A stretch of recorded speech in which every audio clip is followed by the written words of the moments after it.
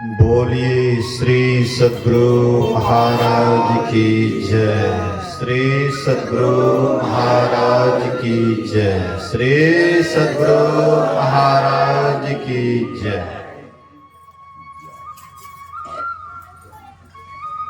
अखंड मंडलाकारं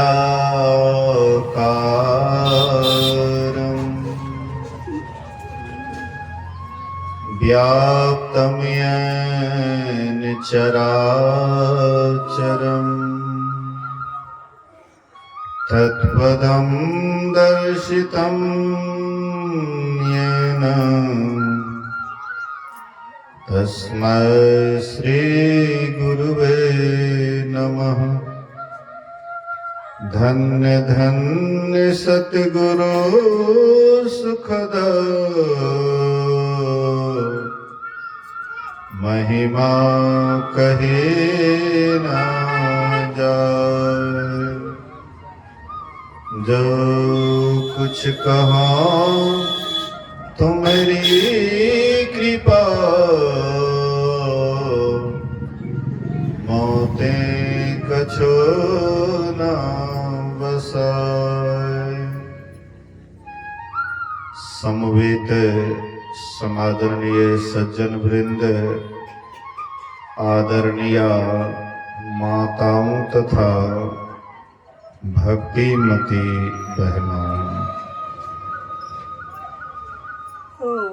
दो भाई है ना,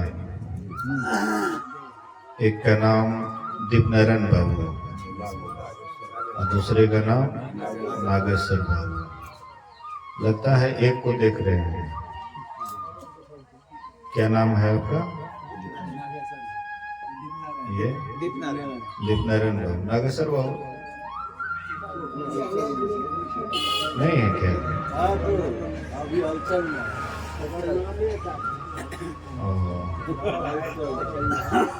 बोलिए श्री सद्गुरु महाराज की जय।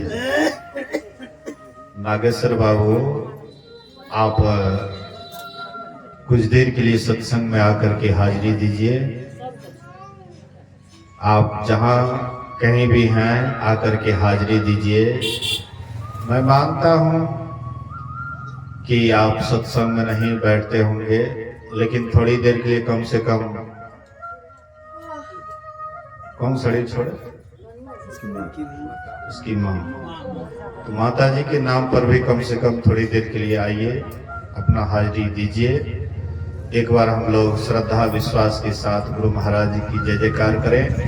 बोलिए श्री सद्गुरु महाराज की जय। आज का जो प्रसंग है दोनों के नाम पर ही है।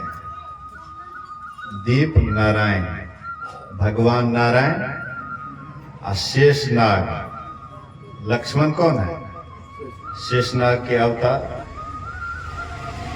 शेषनाग ही लक्ष्मण के रूप में आए और नारायण भगवान ही राम के रूप में आए। नहीं, मतलब वैकुंठ में भी, क्षीर सागर में भी शेषनाग सैया है, उसके ऊपर सोते हैं। और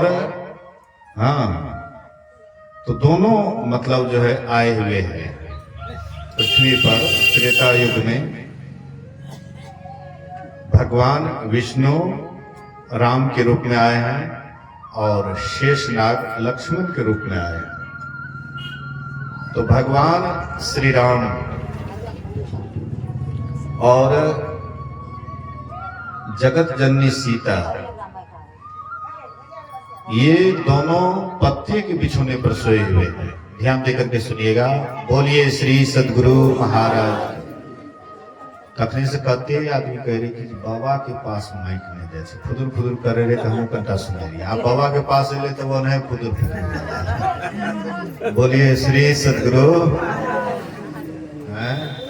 तो थोड़ा ध्यान से सुनिए। बाबा के मतलब ये नहीं है कि मतलब बाबा आए, सुनने की जिज्ञासा है, जब सुनाने लगे तो तब ख्याले आपका इधर उधर चला जाए।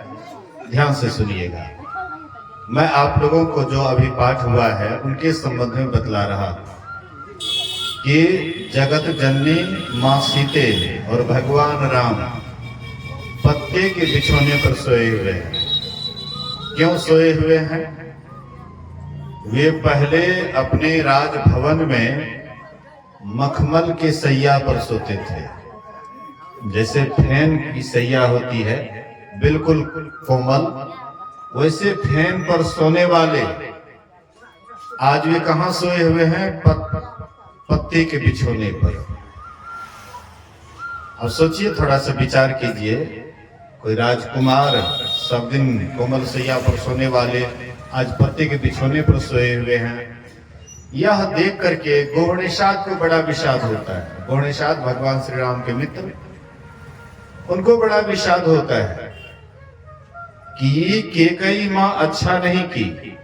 आज केकई मां के ही कारण राम और सीता पत्ते के बिछोने पर सोए हुए हैं। अगर वह ऐसा नहीं करती तो ये दुर्दशा देखना नहीं पड़ता। राम सीते को पत्ते के बिछोने पर आज सोना नहीं पड़ता। तो लक्ष्मण उनके सेवक हैं। लक्ष्मण जी राम के लिए कितना त्याग किए, सेवा के लिए जानते हैं? कितना त्याग किए हैं? जब राम भगवान को वनवास हो रहा था तो लक्ष्मण को वनवास नहीं हुआ था। लक्ष्मण को वनवास नहीं हुआ था, राम को ही वनवास हुआ था। लेकिन लक्ष्मण कहते हैं कि हम आपके साथ जाएंगे वनवास, आप जाइएगा तो हम भी जाएंगे। राम जी ने कहा वनवास तो हमको मिला है, तुमको तो नहीं मिला है, तुम काहे जाओगे?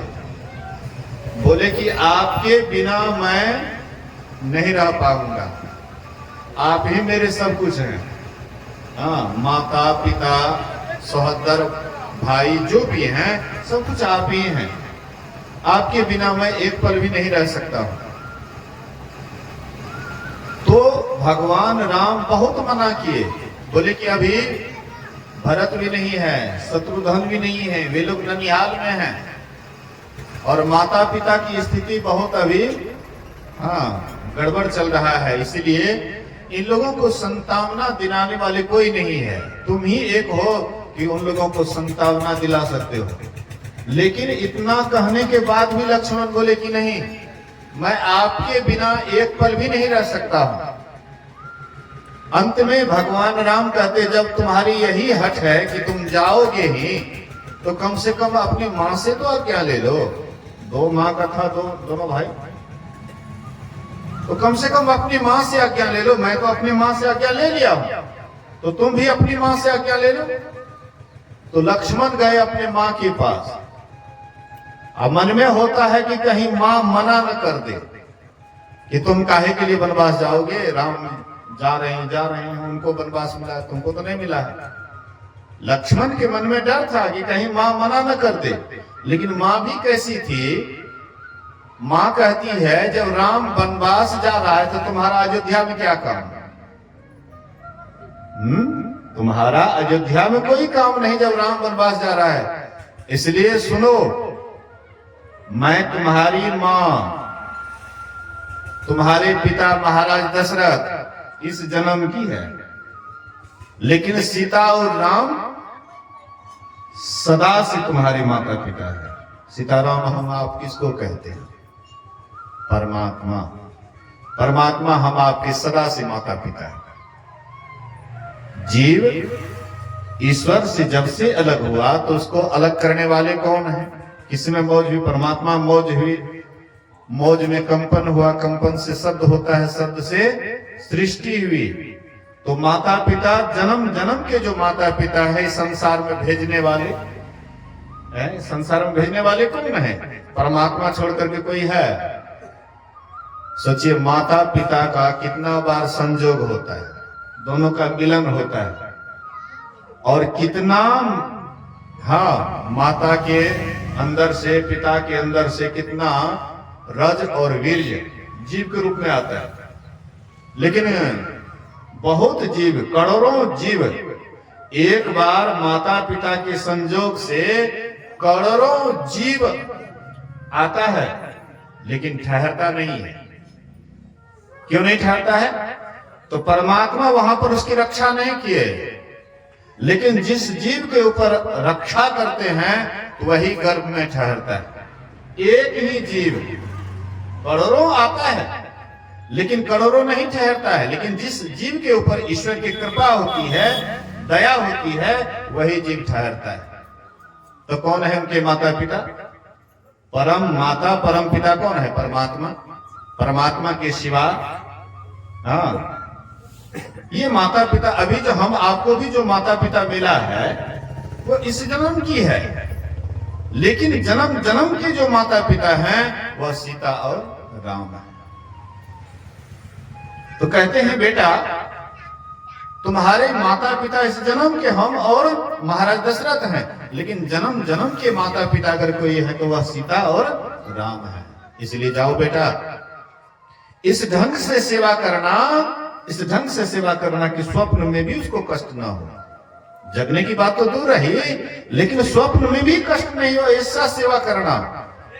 सोचिए मां कैसी उपदेश कर रही है, बेटा तुम राम का काम आ रहे हो, मैं पुत्रवती हूं, और जिसका बेटा राम का काम नहीं आता है कहते वो मां को बांध ही रहना बढ़िया था। काहे के लिए वह 9 महीना गर्भ में पाल पोस करके बड़ा की।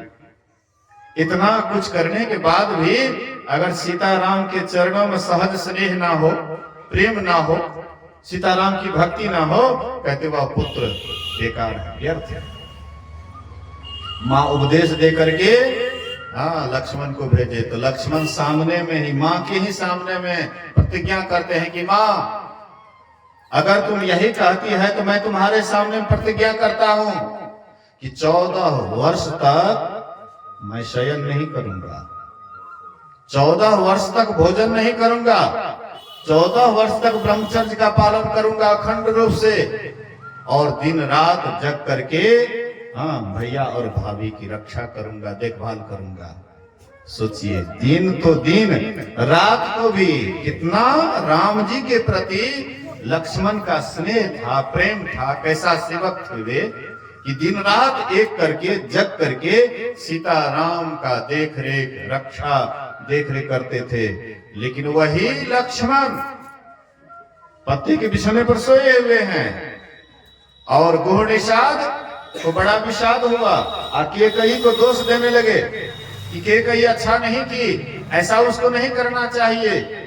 उसी में लक्ष्मण जी देखिए, इतना अनन्य सेवक होते हुए भी लक्ष्मण क्या कहते हैं, काहुन को सुख दुख कर दाता, निज कृत करम भोग सुनु भ्राता। कोई बीमार है, कोई बीमार है, मान लीजिए कुछ विशेष बीमारी हो गई है, आप उसको देखने के लिए गए और लोग कहने लगे कि आहा देखिए तो इनको बीमार हो गया है, आप कहिए एकर करमे के फल छिए, एकरा जे कर्म करलकै ओकरे फल मिल रहा है, ओकरा कते दुख होते है कि नहीं, तो कनिए विचार करके कहिए। तो हमरा मुंह पोछे के लिए ओकरा कह दै छियै, मन में दुख नहीं हुआ, अच्छा की करब, जे दुख मिलल ओकरा झेल ला, की करब, कहना है। लेकिन अगर सीधे सीधे अगर आप उसको कहिएगा तो उसको बहुत जोर से चुभेगा। लक्ष्मण सीधे सीधे कह रहे हैं, थोड़ा सा भी घुमा करके नहीं बोले, काहुन को सुख दुख कर दाता, निज कृत कर्म भोग सुनु भ्राता। ये तो भैया का स्वयं किया हुआ ऐसा कर्म है, इसीलिए तो इसका फल मिल रहा है। सोचिए, इतने अनन्य सेवक, वह सेवक स्वामी के प्रति क्या कह रहे हैं। लेकिन लक्ष्मण जी थोड़ा सा भी छिपाए नहीं, डायरेक्ट बोलते। डायरेक्ट बोलिएगा तो लोगों को दुख हो जाता है। सत्यम ब्रूयात प्रियम ब्रूयात, सत्य हो अगर अप्रिय हो तो वहां पर गुरु महाराज कहते चुप करना चाहिए। कबीर साहब के जैसे हो तो बस सत्य को भी डायरेक्ट ही बोल देते। कबीर साहब देखते हैं, एक एक वाणी कबीर साहब की ऐसी खड़ा खोटा है कि लोगों को खड़ा चुना की तरह लगता है, सीधे बोलते थे। कबीर गुरु महाराज जी सीधे नहीं बोलते थे, सोचे गुरु महाराज जी कभी बोले थे कि लोगों के अंदर जो जो भाव आता है, लोग मेरे पास क्या क्या भाव लेकर के आते हैं, अगर मैं उनके मन की बात कहने लगूं तो मेरे पास कोई नहीं आएंगे, सब आना छोड़ देंगे।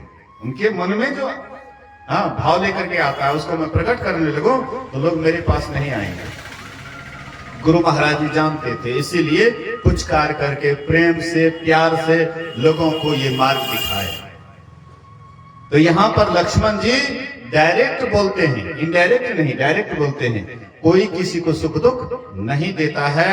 ये जो आप कह रहे हैं कि केकई के द्वारा इनको ये दुख मिला है, ये केकई के द्वारा दिया हुआ नहीं है। केकई तो एक माध्यम है, केकई माध्यम है, लेकिन ये कर्म करने वाले कौन हैं? तो राम है। इसीलिए राम को ही इसका फल भोगना पड़ रहा है। जो जैसा कर्म करता है उसी को भोगना पड़ता है। आप जो कीजिएगा तो आपको उसका फल भोगना पड़ेगा। बहुत आदमी कहते हैं कि फलना आदमी देखो न कुकर्म कर लेके ओकर बेटा ओकर फल भोग रहा है। बहुत आदमी ये भी कहते गांव समाज में, फलना देखला रे कते बदमाश रहे, केहन डाकू रहे, ओकर बेटा को ओकरा फल मिल रहा है। नहीं, ऐसी ये ठीक नहीं है कि पिता गलत कर्म करे, पिता झूठ बोले, चोरी करे, नशा हिंसा व्यभिचार करे और इसका कर्म का फल बेटा को मिल रहा है, ये ठीक नहीं है। हाँ, बेटा भी कर्म किया होगा इसीलिए उसको मिल रहा है। अब पिता जो किया है इस जन्म में हम उसको नहीं देख रहे हैं कि उसका फल मिल रहा है, तो इसका मतलब पिता को फल नहीं मिलेगा। कैसे? इतना आदमी को देखिएगा कि मतलब जन्म भर जो है मतलब खराब काम किया, ठगी बेईमानी चोरी डकैती जीवन भर किया, और देखिएगा मृत्यु बड़ा बढ़िया से हो जाता है, खड़े खड़ी चल देता है, या थोड़ा सा लड़खड़ाए तुरंत मर जाता है। तो हम आप सोचते हैं कि देखो पापी आदमी ढाके भी कते बढ़िया होकर मृत्यु भेले, तो कते बढ़िया ठीक रहले, एक खातिर नहीं हमरा नहीं बुझावे से कि पाप पुण्य, लेकिन ऐसी बात नहीं। हाँ, लेकिन ये बात है कि अभी जो किया है तो तुरंत नहीं मिलता है, ये बात ठीक है, लेकिन मिलेगा, निश्चित मिलेगा। आज न कल निश्चित मिलेगा। जैसे आप कर्म किए हैं उसका फल हाँ चाहे लेट से जब भी हो लेकिन मिलेगा। एक बार कबीर साहब ऐसे ही सत्संग कर रहे थे, बहुत आदमी बैठे हुए थे सत्संग में और कह रहे थे कि जैसा कर्म करोगे वैसा फल देगा भगवान। ये है गीता का ज्ञान। कर्म किए जा, फल की इच्छा मत करे इंसान, ये है गीता का ज्ञान। तो भाई जैसा कर्म करोगे वैसा फल तुमको निश्चित भोगना पड़ेगा। तो वही जिस समय में ये प्रवचन कर रहे थे उसी समय में एक बदमाश आ गए, एक बदमाश आ गए। स्वामी वेदानंद जी महाराज ऐसे ही कहीं पर सत्संग कर रहे थे। हाँ, तो स्वामी वेदानंद जी महाराज जो प्रवचन कर रहे थे, यही कर्म पर बोल रहे थे, तो एक दबंग आदमी आए, दबंग आदमी आए, कहते बाबा महाराज ये जो सबको आप सुना रहे हैं सब पपिया सब है, सब पपिया है, बाप कटाने के लिए सत्संग में आया है। बाबा क्या बोलते वहां? तो बाबा थोड़ा नॉर्मल में लेते हैं, नहीं तो दबंग आदमी था। हाँ, बोले कि हे हो इलाज ककर है छे, हॉस्पिटल के जाए छे, तो जे बीमार पड़े से वह ना, तो ये सब बीमारी आज क्या लगा हॉस्पिटल में बंद से। बोलिए श्री सदगुरु। कहने का मतलब हाँ, तो कबीर साहब कहते हैं, कबीर साहब से कहते हो बदमाश, ए बाबा क्या कहते हैं कर्म फल, कर्म फल। हम अभी कुछ दिन पहले फलाने को डायरेक्ट हाँ गोली से मार दिया, लेकिन हमारे ऊपर कोई सूट वारंट नहीं हुआ, और आप एक का सत्संगी अभी जेल में बंद है, पता कीजिए फलाने गांव में। हमको कुछ नहीं हुआ, हम बाल बाल बच गए। हाँ, कुछ मेरे ऊपर हुआ। बोले कि तुम बाल बाल बच गए हो? तो हाँ। बोले कि अच्छा एक काम करो, मैं तुम्हें गेहूं का बीज देता हूं, एक मुट्ठी गेहूं का बीज लो और जाकर खेत में बो दो, और 5 रोज के बाद जो उपजा होगा वो लेते आना। बोले कबीर साहब आपका लगता है दिमाग ठीक नहीं क्या?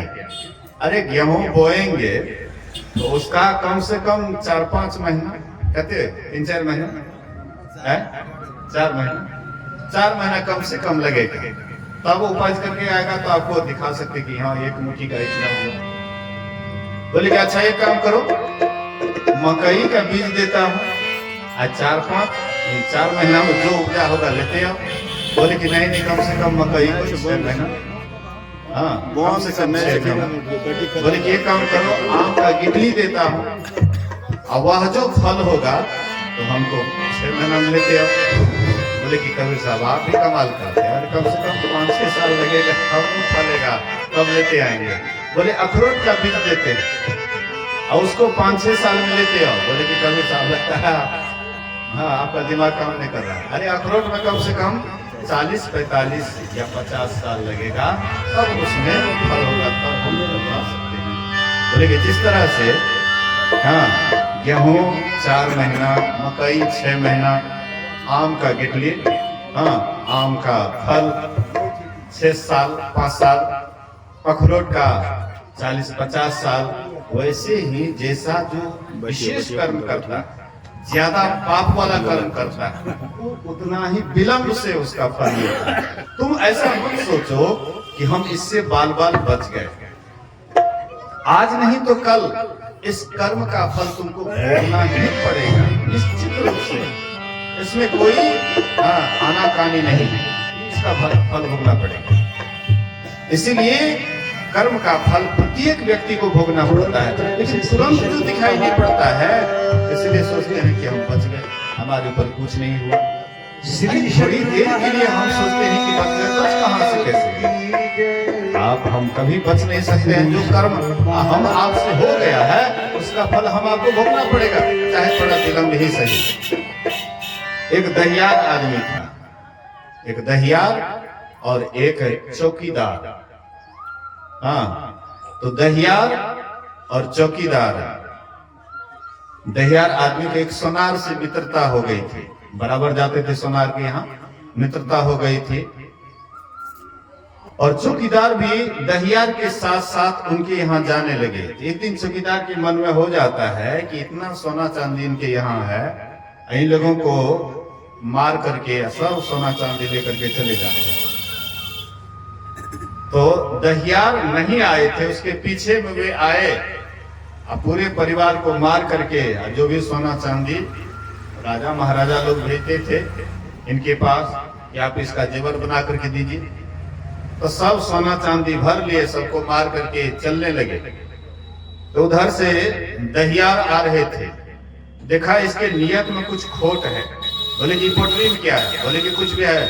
तुमको से क्या मतलब? बोले कि लगता है कि तुम मेरे मित्र के यहाँ से कोई अपराध करके आ रहे हो, यही क्या है?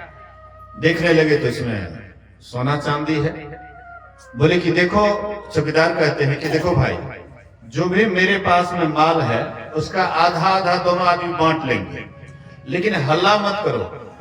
बोले कि तुम मेरे मित्र के यहाँ चोरी करके आ रहे हो और तुमको कैसे छोड़ देंगे, इसलिए हम हल्ला करवे करेंगे। तो जैसे हल्ला करने लगे और उस पड़ोस के लोग आने लगे, तो चौकीदार उसी को भर पांच पकड़ लेते दहियार, कहते रहे दौड़िए दौड़िए, देखिए देखिए ये अपने मित्र के यहाँ गए और सबको मार करके, और ये सोना चांदी लेकर के भाग रहे थे, मैं इसको पकड़ा। लोग उसी पर विश्वास करेंगे, चौकीदार था, वेशभूषा में था, उसी को पकड़ लिए और लेकर के मुकदमा उसका दायर होता है। जज के पास गए, जज ईश्वर भक्त था। कोई कोई अफसर भी परमात्मा के भक्त होते, तो वे ध्यान करते थे, सही गलत का कुछ ध्यान में भी उसको अनुभव होता था। हमने देखा है कि कुछ सत्संगी सही गलत का अनुभव ध्यान में भी उसको हो जाता है। दूसरे के प्रति जिसको लगाव होता है और वे कोई गलती करता है तो उसको पता नहीं, ऑटोमेटिक उसको मालूम हो जाता है। ये ध्यान की कुछ विशेषता है। तो वे दहियार को ले गए मुकदमाबाजी होती है और उसके बाद हाँ पूरा स्पष्ट था कि इन्होंने खून किया है, इसलिए इनको आज के 7वें दिन फांसी दी जाएगी। जजमेंट सुना दिए। लेकिन ये जब ध्यान करने के लिए जाते थे तो लगता था कि मुजरिम दहियार नहीं, मुजरिम चौकीदार है। लेकिन स्पष्ट कैसे होगा कि दहियार नहीं मुजरिम है, चौकीदार मुजरिम है? तो वे कुछ रचना रचे, कुछ कहानी रचे। बोले कि देखो भाई, तुम दोनों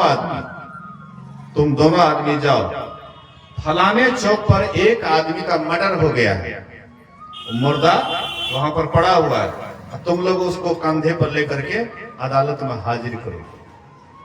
दोनों को बोले, ये दोनों गए, मुर्दा उठाए। उसके बाद ये चौकीदार कहता है कि हम तुमको बोले थे ना कि आधा आधा बांट लेंगे, माल जो भी है आधा आधा बांट लेंगे, लेकिन तुम मेरी बात को नहीं समझा, नहीं माना। आज देखो फांसी किसको लगने जा रहा है? अब तुमको फांसी लगेगा, कोई बचाने वाला है? पूरा सब बात कहते हुए जा रहा था। जिसके मन में जो बात होगा वो तो बकवे करेंगे, स्वाभाविक मुंह से निकलेगा। तो ऐसे बोलते हुए जा रहे थे। जैसे अदालत में मुर्दा को रखते हैं तो मुर्दा उठ करके खड़ा हो जाता है। बोलिए श्री सदगुरु महाराज। मुर्दा नाटक किए हुए थे, मुर्दा का नाटक किए हुए थे हकीकत जानने के लिए। तो दिमाग लगाए, तो खड़े हो जाते हैं, कहते जज साहब, मुजरिम ये दहियार नहीं, मुजरिम चौकीदार है, इन्होंने ही सबका कत्ल किया और ये लेकर के जा रहे थे, तो ये इसको पकड़े, इसीलिए उल्टे इसी को फंसा दिए। बोले कि ओ यही है मुजरिम, तो इसको छोड़ करके और उसको फांसी की सजा, चौकीदार को फांसी की सजा सुना दी। अब फिर जब ये ध्यान पर बैठने गए तो लगता था कि ये भी मुजरिम है, दहियार भी मुजरिम है। अरे भाई, इसको रिहा कर दिए।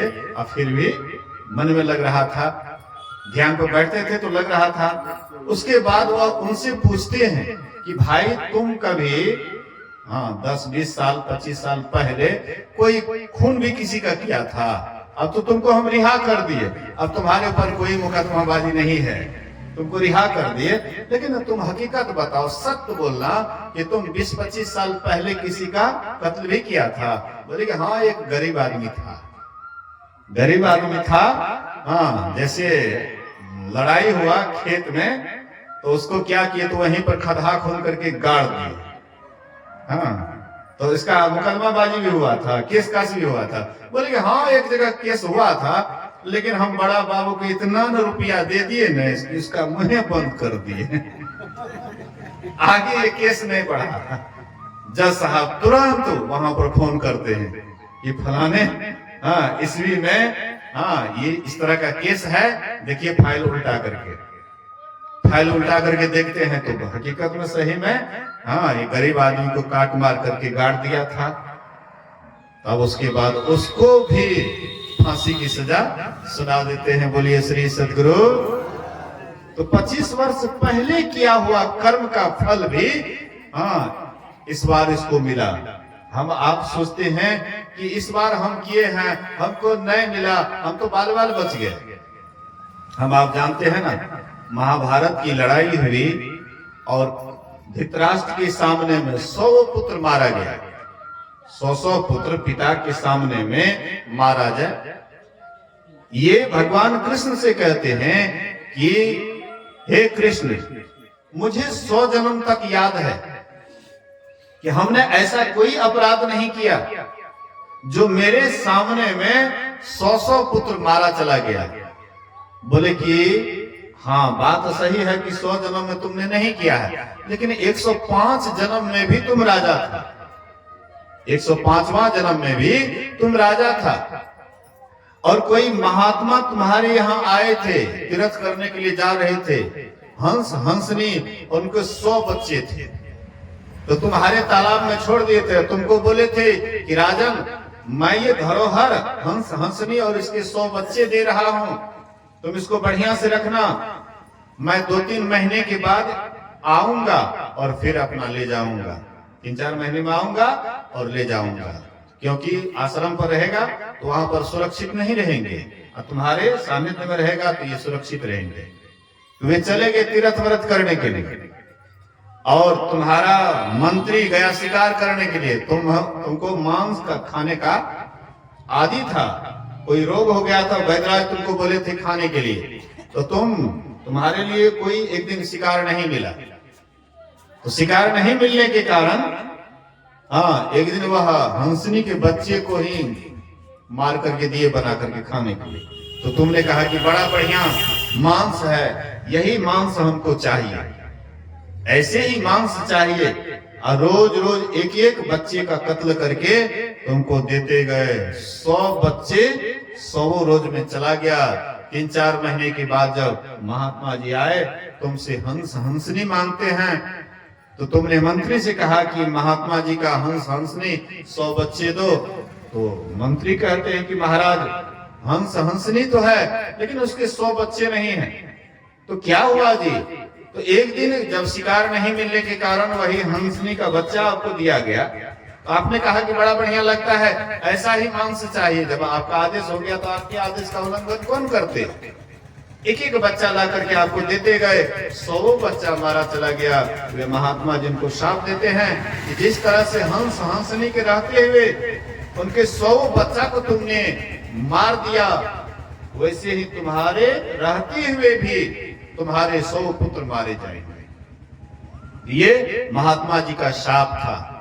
कहने का आशय है, मतलब है जो कर्म करेंगे, चाहे इस जन्म में हो या कई जन्मों के बाद हो, उसका कर्म का फल भोगना ही पड़ेगा।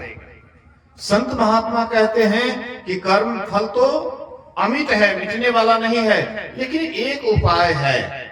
जो आपसे पहले गलती हो गई है उसको नजरअंदाज करते हुए अगर आप ध्यान साधना करने लगे, वह कर्म फल भोगना तो पड़ेगा। लेकिन वैसे ही जैसे कोई शराबी शराब पी करके मस्त होकर के जा रहा है और लोग उसको पिटाई करते, तो पिटाई करते जब तक शराब के नशा में रहता है उसको चोट लगता है? नहीं लगता है। नशा टूटने के बाद उसको बुझाता है।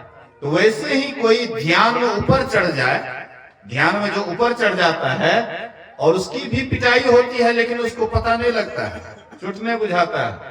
भगवान बुद्ध के समय में महामोदगल्यायन, भगवान बुद्ध के समझिए कि दाहिना हाथ था। जैसे गुरु महाराज जी के 2 शिष्य प्रमुख हो गए ना, महर्षि संतसेवी जी महाराज और महर्षि शाही स्वामी जी महाराज। ये गुरु महाराज जी के 2 प्रमुख शिष्य थे। इनके द्वारा संत मत का विशेष प्रचार हुआ है। तो वैसे ही भगवान बुद्ध के 2 प्रमुख शिष्य थे, सारिपुत्र और महामोदगल्यायन। तो महामोदगल्यायन एक बार ऐसे ध्यान पर बैठे हुए थे, ध्यानस्थ थे, समाधि में थे, कुछ चोर आए, उसके शरीर को इतना मार मार करके हड्डी पतली सब तोड़ ताड़ दिया। समाधि में बैठे हुए थे, उसको कोई पता नहीं। शरीर से आप निकल जाइए, उसके बाद शरीर को कोई कूट काट करके न कहते हैं, मतलब क्या कहते हैं, यथी जो होता है पिंडी, जो होता है पिंड कूटता है, चावल का पिंड, तो शरीर को कूट काट करके वो ब्राह्मण लोग मुठला बनाता है। तो मतलब शरीर को कूट काट दे, लेकिन आप शरीर में नहीं रहिएगा तो क्या पता लगेगा। तो भगवान बुद्ध का शिष्य महामोदगल्यायन शरीर से निकले हुए थे, समाधि में थे, और चोर उसको मार मार करके हड्डी पतली तोड़ दी। उसके बाद जब ये शरीर में आए तो हाथ उठाता था तो हाथ नहीं उठता था, पैर उठाता था पैर नहीं उठता था, मतलब शरीर नाकामयाब बुझाया। तो ये आकाश मार्ग से शरीर को ले गए, जहां भगवान बुद्ध शिष्यों के साथ सत्संग कर रहे थे। तो भगवान बुद्ध प्रवचन कर रहे थे, प्रवचन को रोक देते हैं और आकाश ऊपर में ही वे वहीं से आवाज करते हैं कि भंते, ये शरीर अब रहने लायक नहीं है, मैं इसको छोड़ना चाहता हूं, लेकिन आपकी आज्ञा की प्रतीक्षा है। गुरु थे भगवान बुद्ध, इसलिए गुरु से आज्ञा लेते हैं कि अब ये शरीर रहने लायक नहीं है, इस शरीर को छोड़ने की इच्छा हो रही है, आपका क्या आज्ञा है? तो भगवान बुद्ध प्रवचन को रोक करके कहते हैं ठीक है, इसको छोड़ दो। वह शरीर का परित्याग कर दिए। मेरे कहने का ये आशय है कि वे शरीर में नहीं थे, ध्यान के नशा में थे, इसलिए शरीर को कितना हूं कष्ट दिए, उनको कोई दुख नहीं हुआ, तकलीफ नहीं हुआ, लेकिन शरीर में आए तब तकलीफ बुझाया। तो ध्यान में जब तक आप रहिएगा तकलीफ नहीं बुझाएगा। इसलिए यदि शैल समं पापम विस्तीर्णम बहुयोजनम भित्तिते ध्यान योगेन नान्यो भेद कदाचन। कई योजन तक पहाड़ के समान यदि पाप राशि हो वह भी ध्यान योग से नष्ट हो जाता है। इसके समान पापों का नाश करने वाला आज तक कभी नहीं, कुछ नहीं हुआ है। लोग बहुत काम करते हैं, कहते हैं, सोचते हैं कि अच्छा हम पाप किए हैं तो पुण्य भी कर लेंगे, तो पाप पुण्य से कट जाएगा। लोग ये सोचते हैं 2 घटो 2 बराबर 0, ये हिसाब लगाते हैं कि चलो जो हम पाप किए हैं ना तो थोड़ा पुण्य कर लेंगे तो वह पाप मेरा कट जाएगा। जैसे बहुत आदमी सोचते हैं कि चलो भाई जो भी गलती सलती साल भर तक हुआ कोई बात नहीं है, एक बार भोला बाबा के पास जाएंगे ना डाक बम बंद करके दौड़ते हुए, और जैसे भोला बाबा के माथे पर जल चढ़ाएंगे वैसे हमारा किया हुआ सब पाप से हम पार उतर जाएंगे।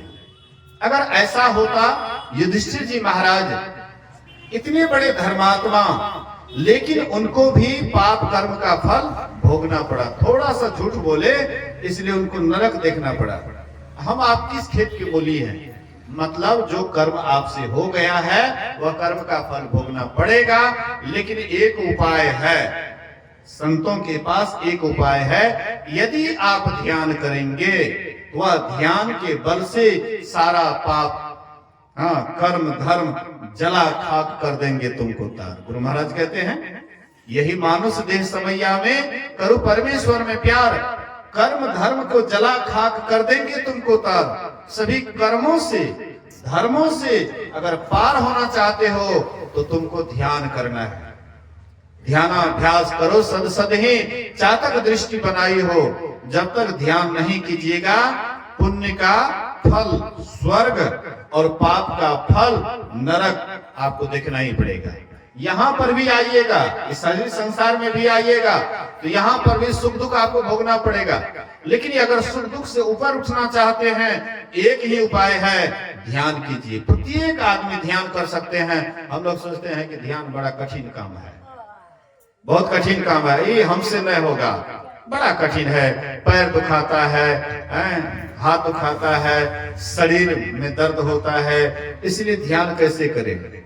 ये शरीर ध्यान नहीं करता है। आप ये इस बात का ख्याल कीजिएगा, शरीर ध्यान नहीं करता है, ध्यान होता है ख्याल से, ध्यान होता है सूरत से। सूरत संभालने का जो सीख गया है, सूरत संभालने के लिए जो सीख गया है वो लेटे हुए रहेंगे तो पर भी उसका ध्यान होगा।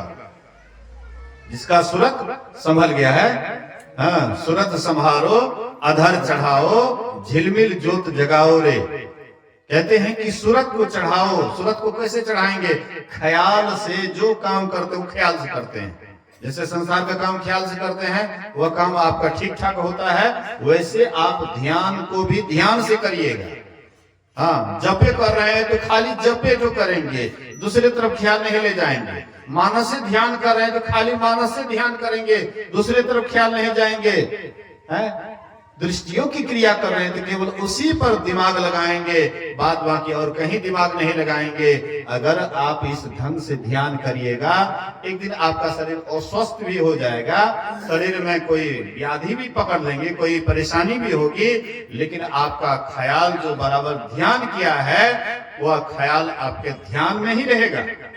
शरीर में कष्ट है ना, लेकिन आपके मन में तो कष्ट नहीं है। शरीर में दुख है, तकलीफ है, उससे मन को, उससे सूरत को क्या मतलब है? लेकिन आदत होता है, कोई चीज का आदत होता है, तो आप ध्यान का आदत लगाइए। धीरे धीरे लेटे हुए बैठे हुए, चाहे जिस भी स्थिति में रहते हैं, पैर दुखाता है लेट जाइए, आपको अगर इस आसन से दिक्कत होता है, सुखासन से दिक्कत होता है, चुकवे मुकु बैठ जाइए। उससे भी आपको दिक्कत होता है, मुर्दासन में हो जाइए। लेकिन नींद से थोड़ा बच करके रहिए, और मन में जो संकल्प विकल्प होता है उससे बच करके रहिए। दो ही विघ्न बाधा है ध्यान में करते हैं, एक गुनावन और दूसरा आलस्य। और दोनों से अगर आप बच गए हैं तो आप लेटे हुए भी हैं, एकदम आराम से ध्यान हो रहा है।